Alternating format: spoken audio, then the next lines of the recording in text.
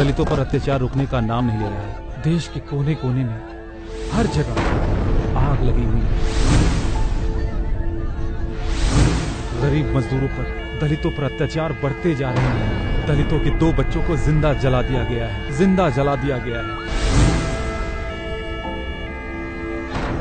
इतिहास गवाह है, जब जब कमजोरों और बेसहारों पर जुर्म हुआ है, तब तब भगवान ने अपना फरिश्ता उनकी लड़ाई लड़ने के लिए भेजा है।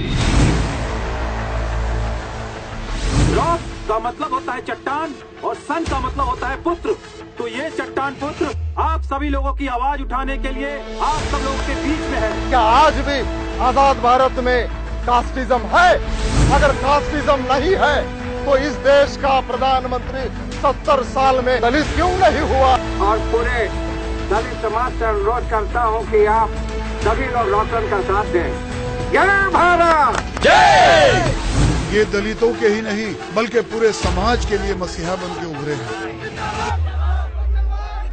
इसने अपने भड़काऊ भाषण में भेदभाव की नीति अपनाई है, अराजकता फैलाने की कोशिश की है। इस पल के बाद हिंदुस्तान का एक एक दलित तहे दिल से तुम्हारे साथ है। ये तो मेरा सौभाग्य है, आप जैसे नेता मुझे समर्थन दे।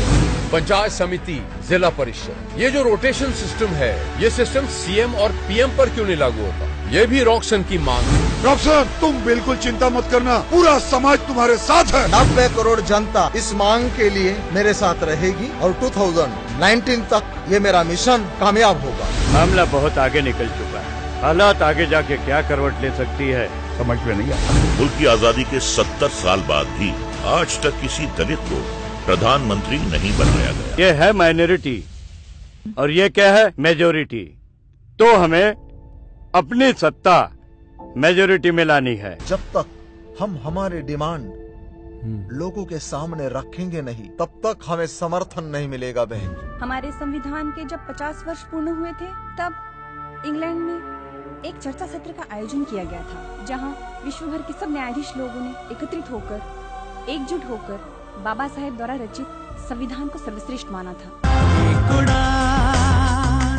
एक उड़ान हौसलों से भरी उड़ान। हमारी पार्टी महात्मा गांधी जी और अंबेडकर साहब के विचारों के ऊपर चलती है। हाँ, ये सही है कि महात्मा गांधी जी ने देश को आजाद कराया, पर हमें आजादी कहाँ मिली? हम तो अछूत के अछूत ही रह गए। हमें आजादी दी डॉक्टर बाबा साहब अम्बेडकर जी ने। महर्षि वाल्मीकि ने रची है रामायण यहाँ, महर्षि व्यास जी ने रचा महाभारत यहाँ, भगवान बिरसा मुंडा ने जलाया दीप क्रांति का,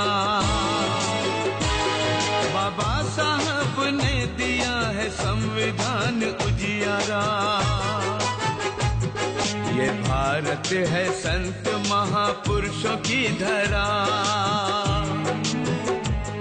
किसी नवाब की जागीर तो नहीं, किसी नवाब की जागीर तो नहीं, सबको है बराबरी का हक तो फिर यहाँ, सबको है बराबरी का हक तो फिर यहाँ, दलित प्रधानमंत्री क्यों नहीं? मैं रॉक्सन की बात से बिल्कुल सहमत हूँ। हमें इस अत्याचार के खिलाफ लड़ना है, हमें इस मुल्क में बराबरी का स्थान पाना है और हमें अपना हक लेना है। एक आदमी गलत हो सकता है मगर लाखों लोग एक साथ गलत नहीं हो सकते। जज साहब, दलित अब रोएगा नहीं, दलित अब गिड़गिड़ाएगा नहीं, दलित अब हक मांगेगा। अगर आपने हक नहीं दिया तो दलित छीन कर लेगा। जज साहब,